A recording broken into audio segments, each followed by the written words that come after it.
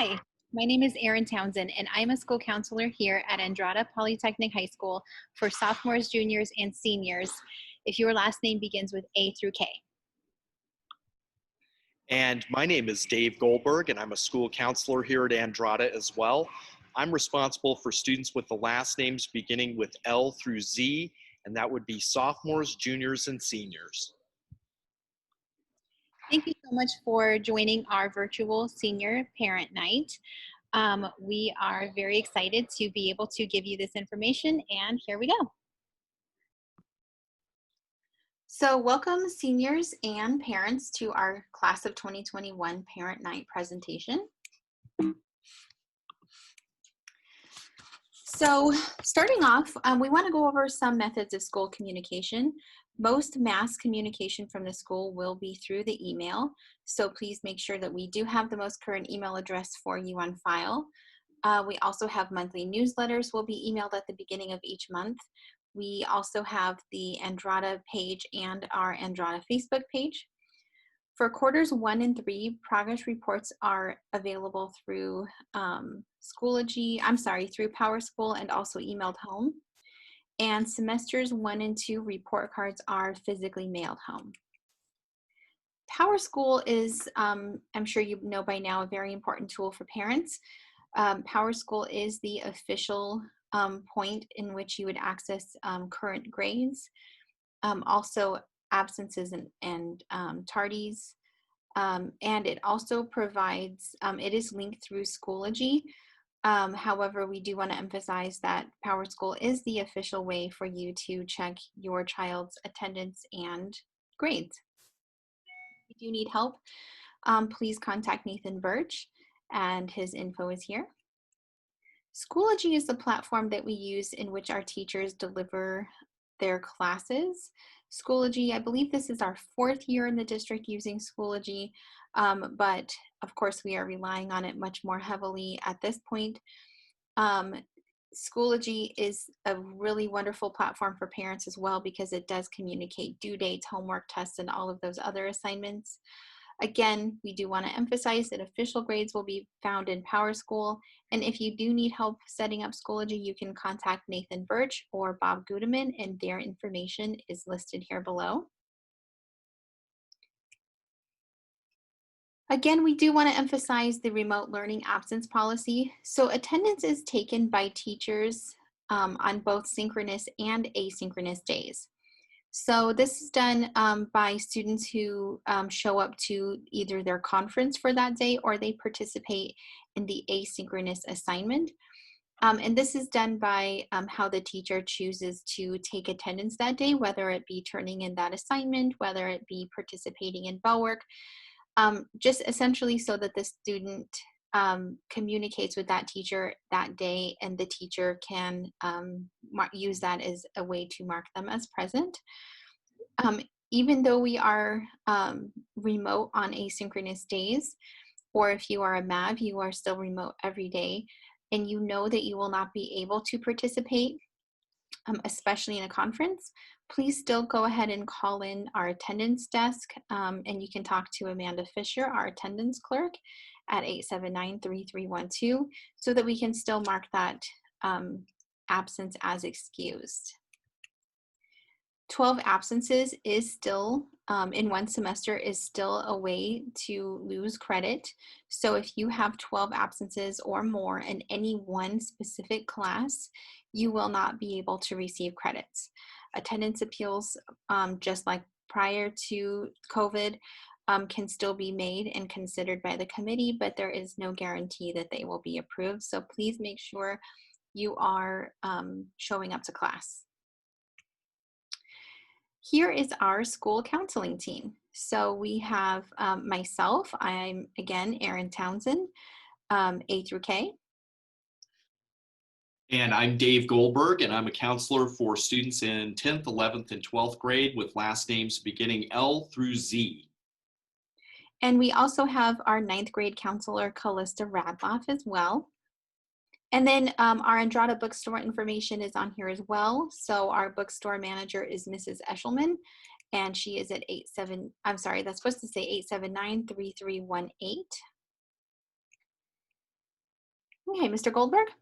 Okay, one of the big questions about school counselors from parents and students and even faculty alike are how can we go about supporting you and your child? First off, let's talk about the here and now, which is we're going to be having conferences with every senior through up to winter break, and those conferences are really going to be designed to get the temperature of where your child is with regard to college and career readiness, what their aspirations are, and how counselors, how we can go about facilitating those plans. So we'll be making also conferences with parents by appointment. You simply just call up if you'd like, and we will sit down with you. We can discuss things with your child, without your child, whatever it is that you need. We want to make sure that the lines of communication are open. With regard to college advisement, for all seniors right now, as we move into October, you should be really kind of not only beginning the search, but you should be submitting applications at this point. And after October 1st, we need to be talking about submission of the free application for federal student assistance, the FAFSA. And that's really where loans, grants, and expected family contribution are calculated. The other component that counselors can help with will be scholarships, transitioning from high school to college, what that's going to entail, and making sure that everything's smooth. We want our Andrada seniors to be in first position with regard to moving into their college component, whether it's U of A, Cal State Fullerton, University of Wisconsin, who knows? It could be Pima. But we want to make sure that we support you in those endeavors. So making an appointment with the counselor, feel free to do that. We also do career advisement. We can help with career exploration tools. And if need be, we can also have, contact guest speakers and have them come into the classrooms, or have, organic presentations that counseling sponsors and creates.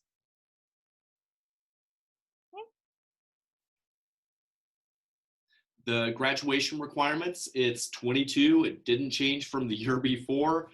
You also need the senior exit project. That's going to be fleshed out a little bit more as we move into October, November. All seniors are going to have to complete that project, that series of, in essence, volunteer or internship hours. But the 22 units are very specific in English, math, science, social studies, etc.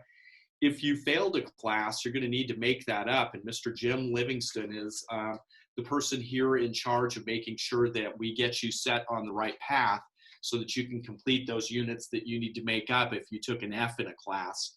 It's $75 per semester, which is a smoking deal. And that's also completed. We'll help you do that. Those classes are completed using Edmentum or Edgenuity, if I'm not mistaken. Next.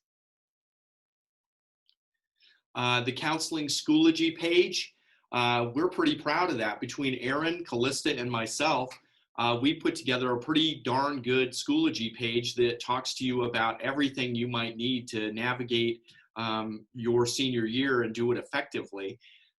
Pretty much, again, if you'd like to go over the page individually, you can schedule an appointment with your counselor.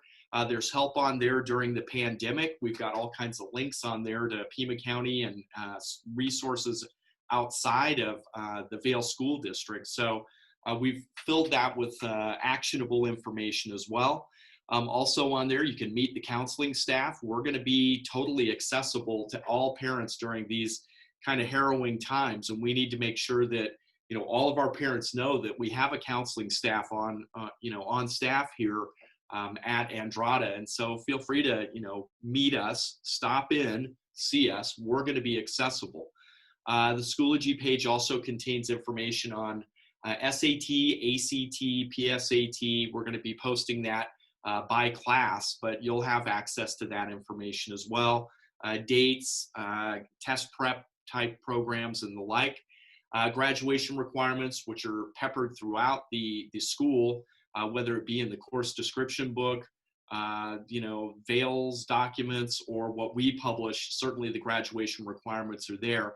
One of the things I highly recommend as a senior is that you stop in as a senior and ask us for an unofficial transcript, and you can do, in essence, your own grad check. Now, certainly we counselors do grad checks as well, but every student should know definitively that they are either in position to graduate or they're not. And so we need to make sure that those lines of communication are open as well. And then also working in tandem with graduation requirements is credit recovery, which I touched on just a second ago. The other resources that are on there are, part and parcel of a counseling office. We talk about and have resources regarding anxiety and stress, behavioral and mental health resources that are usually community-based, study skills, and also how to go about using effective time management. So we've got those things covered as well on our Schoology page. And then there's certainly the college and career information that's relevant, whether it be our points of contact at NAU, U of A, ASU, or PEMA. We know who those people are. And all the seniors, while you can wheel and deal with your school counselor with regard to college, what we're going to do is start transferring some of that work over to our admissions counselors at the 3 in-state universities, actually GCU as well, so 4, and maybe even more than that. But also, we'll make sure that those lines of communication are clear so that you transition smoothly to your college or university experience. Next. Okay, Erin. This is just a look at what our Schoology page looks like. Mr. Goldberg and my pages are identical, with the exception of the name on the top. So if you were to visit, you would see these folders, all of the things that Mr. Goldberg just described. Here's further on down. One thing I do want to point out is in the green folder up at the top, it says Scholarship Search Engine. We encourage every student to be looking through this.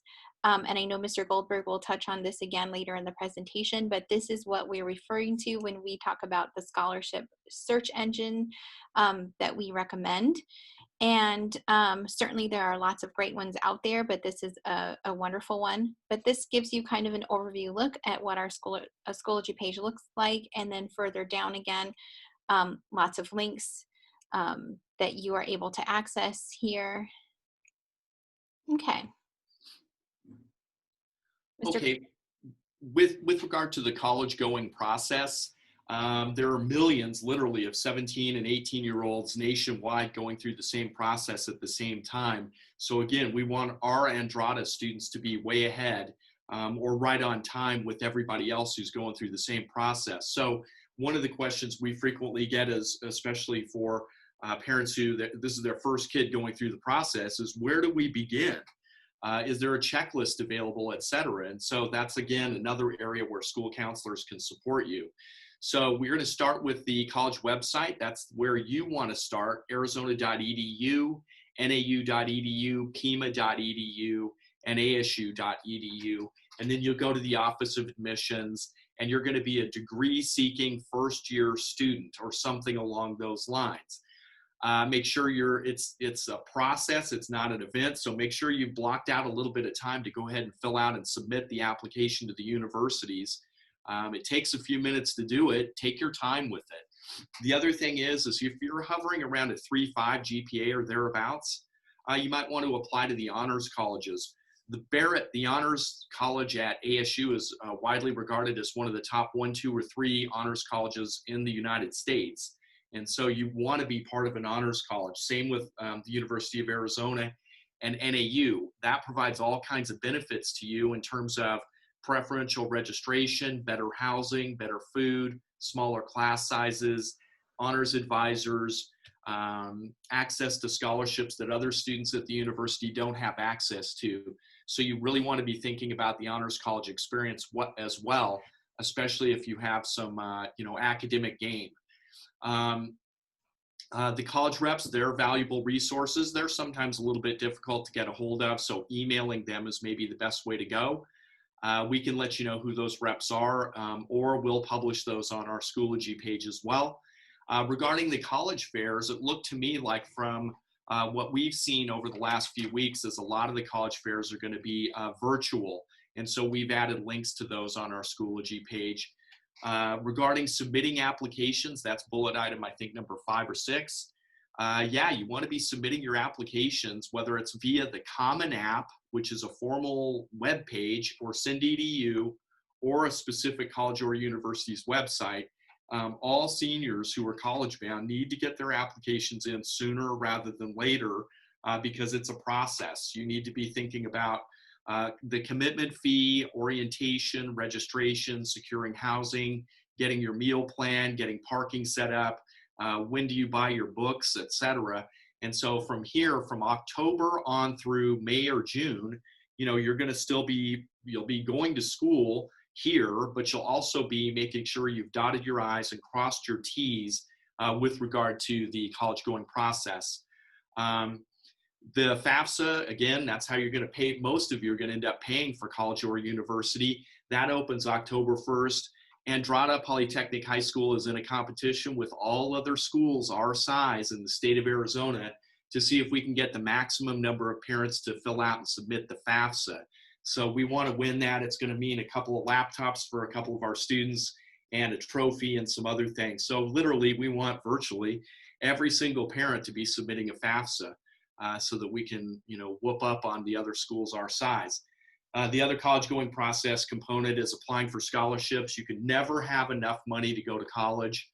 So we want to make sure that whether it's the College Depot that Aaron Townsend has alerted you to, or other scholarship search engines, we want to make sure that you, between now and May, every senior who's going off to college, which is about 55% of our students or thereabouts, we want to make sure that every one of you has applied for about 10 different scholarships.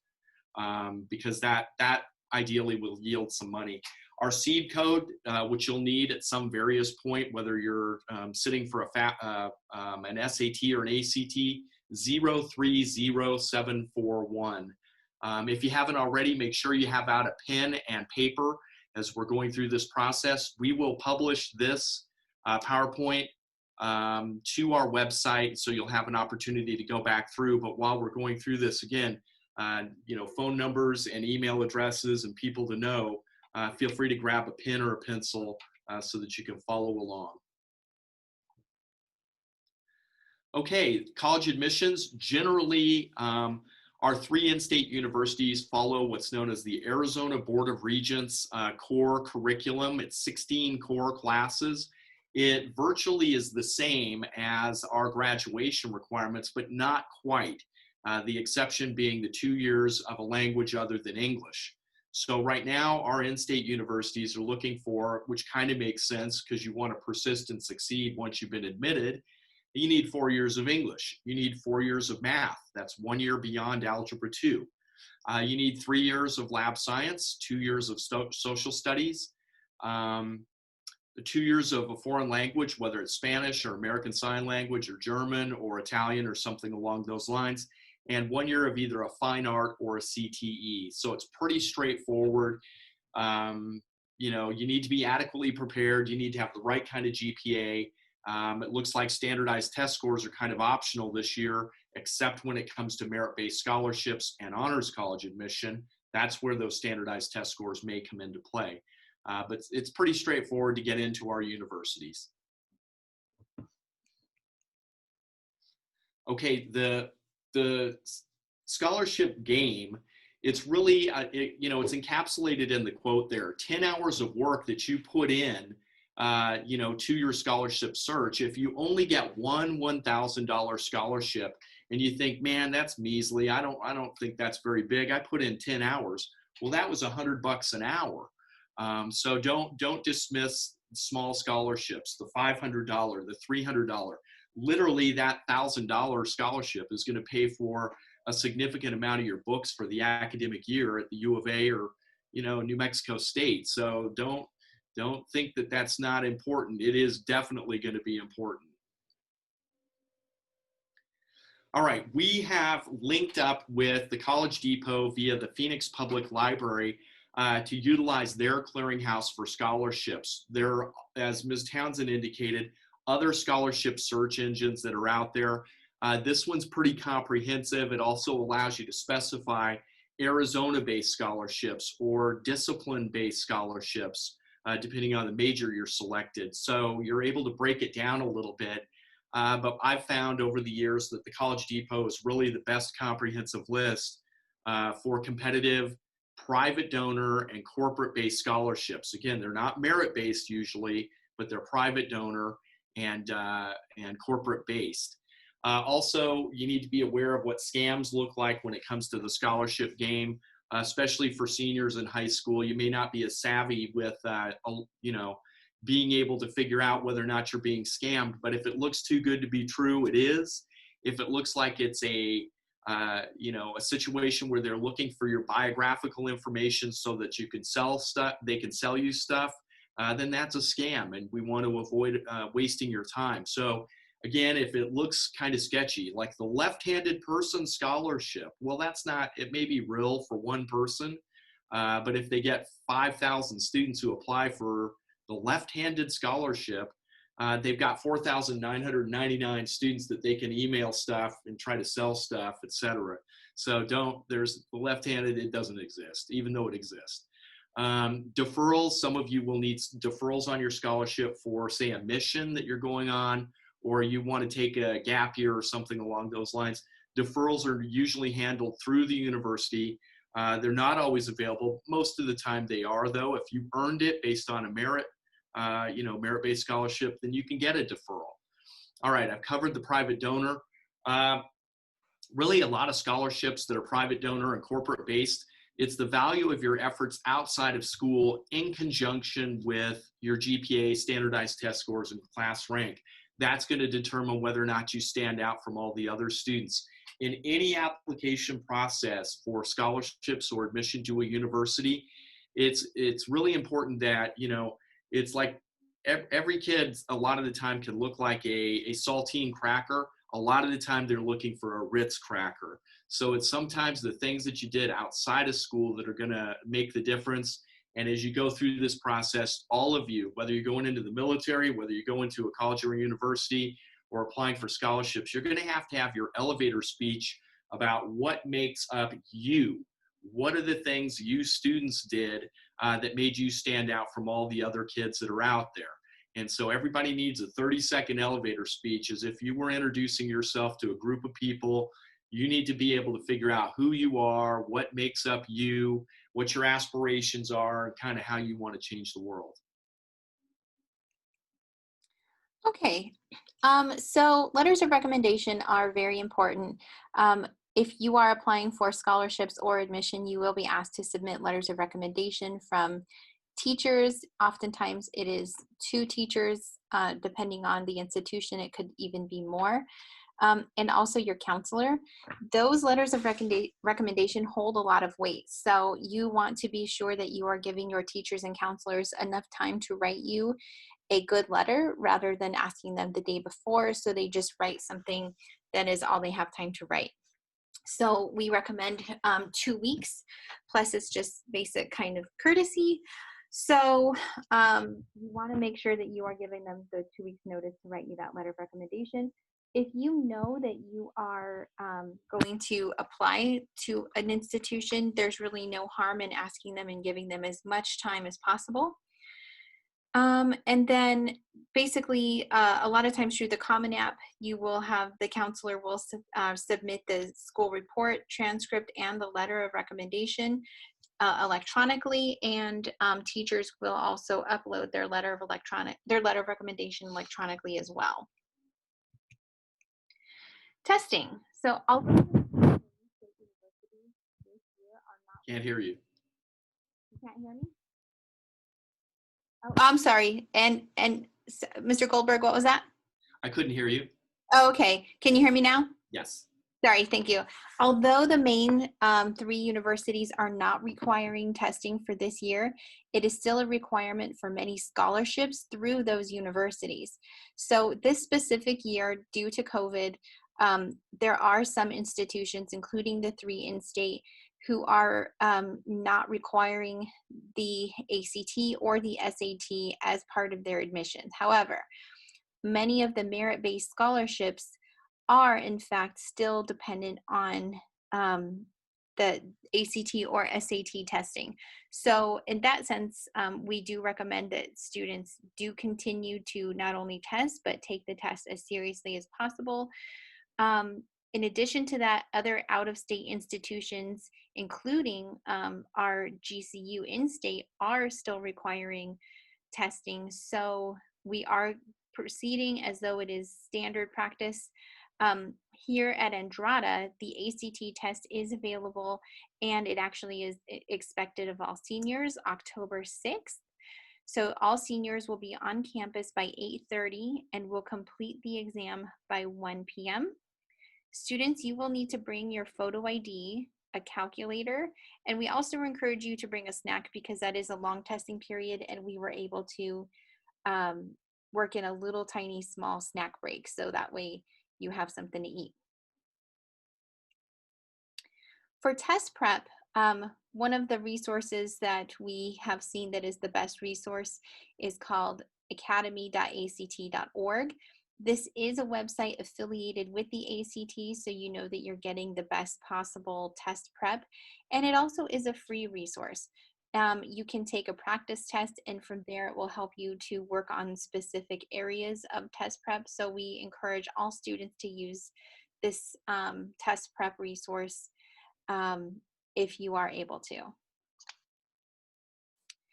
If you want to qualify for a merit scholarship and honors college admission, you may want to continue to take the ACT in addition to the October 6th date. And the reason you may want to do that is because you will be able to retake the test, and almost all universities will accept the higher scoring test. So here we have some registration deadlines and the actual test dates. So if you wish to take additional ACT tests, this is how you would, the dates. So again, Andrada offers the test for free. That is on October 6th. If you wish to take it in addition, you would register at actstudent.org. Tests are Saturday mornings at 8 a.m. and there are testing centers throughout Tucson. The fee is $55 without writing or $70 with the writing. And we do have fee waivers available for students who are on free or reduced lunch. And so if that is the case for you, please come and see Mr. Goldberg and I. The same SEEB code 030741. SAT, very similar. You would register at collegeboard.org. Same thing. The tests are Saturday mornings at 8 a.m. at testing centers throughout Tucson. $52 for the SAT without the essay portion, or $68 for the SAT with the essay. Again, if you need a fee waiver, please come and see Mr. Goldberg or myself. Mr. Goldberg? Okay, there is a subtle difference between the ACT and the SAT, as these college entrance exam blocks will show you. On the left, you can see that there are 4 subject areas that the ACT tests for, whereas on the right, the SAT is really 3 subject areas: reading, writing, math, versus the ACTs, which is English, math, reading, and science. They're both about 3 hours long. They both have reading passages where you need to discern, you know, what the topic sentence is and things along those lines, what's true, what's not true, etc. SAT has some data analysis. You know, you'll need to know prior to taking these exams whether or not you need to memorize certain mathematical formulas. Are you going to be penalized for an incorrect answer?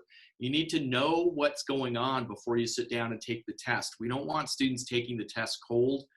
We want you to go in there and bust the best scores possible. ACT, I think 36 is the highest score that you can possibly get. 1600 is the highest score you can get on the SAT. Those are, you know, you just do the best you can, but luck is when preparation meets opportunity. So you're not going to rely on luck on these tests. You're going to prepare, and that's why we added the ACT study guide. There's also a short course that you can take over through the testing center online at the University of Arizona. So there are ample opportunities for you to go ahead and prep for these exams. Transcripts. So before you graduate, we recommend that you get an unofficial or official transcript from our registrar, Mrs. Peck. After you graduate, or if you are applying to a university, you would request your transcripts be sent through a website called Parchment. You just go to parchment.com and request that your transcripts be sent. If there is a deadline, please pay attention to that because the transcripts are not sent overnight. So you want to make sure that you are doing that in plenty of time for whatever institution is needing those transcripts. Okay, Mr. Goldberg? Okay, military enlistment, Army, Navy, Air Force, Marines, Coast Guard, all the branches of service, they're all going to need an Armed Services Vocational Aptitude Battery Test. It's known as the ASVAB. And the higher you score on that test, the higher your AFQT score, the more jobs in those areas that you'll qualify for. If you want to be a nuclear in the nuclear field on a submarine doing something along those lines, or you want to be a ranger, or you want to do intelligence work, the higher your score on the AFQT, the more positions you're going to qualify for. Yes, you do need to prep for this exam as well. It's two parts. It's a military enlistment exam, and it's also a career exploration tool that will give you an idea about what you have good aptitude for. So really everybody should be taking an ASVAB simply because it handles a lot of different things. We have recruiters coming to school every 3 weeks or so from all the branches of the military. Your kids can always sit down and meet with those people and talk about what it is that it entails, to enlist, what to expect when you get shipped out. Will they cut your hair if you're a young man? Yeah, probably they're going to cut your hair. And what are the benefits? What's the pay? What are the college benefits? All of our recruiters are well versed in that. What are some of the benefits? There are many benefits to enlisting in the military, but there's certainly military for college. There are medical benefits. You can get, there's possibility of living on base. You get to travel the world in some cases. You get great pay and great training that looks really great on, everything's great here, that looks really good on your resume. Sometimes when employers are trying to make a distinction between who to hire, they will look for a military background simply because they know that you're able to take initiative, that you have, that you're used to structure, and that you've been given certain leadership opportunities. So joining the military after high school, it's a great thing to do. It works well for a lot of students. It all begins with the ASVAB, though. All right, so some important dates, and this might be something you might want to write down or return back and look at this section again in the video. We do have college fairs that are posted on our Schoology webpage, so please pay attention to those. There is a Tucson College Night at the TCC, which is free. However, that date is still to be determined. The college rep and military recruiter visits. So we will have virtual visits from those reps throughout the semester. And we will be able to provide some of those in class, during the school day, so that you can come in and see those together here at school. Quarter one, the FSA ID set up with the counseling department. So seniors, you must have your social security number in order to set up your FSA ID. And we recommend that you set that up in preparation for the October 1st FAFSA, which opens on October 1st. And then the ASVAB for seniors who sign up will be in quarter three. Tutoring. Selective universities do follow your senior GPAs. So you cannot afford to have a drop in your GPA your senior year. Your 7th semester grades do matter. So if you find that your grades are slipping, you are needing assistance, please make sure you are checking in with your teacher to see on those asynchronous days, typically that would be a Friday for now, that you might be able to get tutoring. There are some formal math tutoring options available, and those can kind of rotate. So ask your math teacher about that because they have been changing up quite a bit the last couple of weeks. But you want to make sure that your GPA is as high as possible, even in your senior year. You can earn a scholarship bump if you improve your ACT, SAT, or core GPA. Graduation is tentatively scheduled for May 22nd. We will release more information as soon as things as soon as contracts and things like that are solidified. And you can also expect information about graduation purchases through Jostens within the next week. So in closing, we thank you for your participation and be on the lookout for more videos from myself and Mr. Goldberg. And we value your partnership and hope to make this a great year. Have a great day.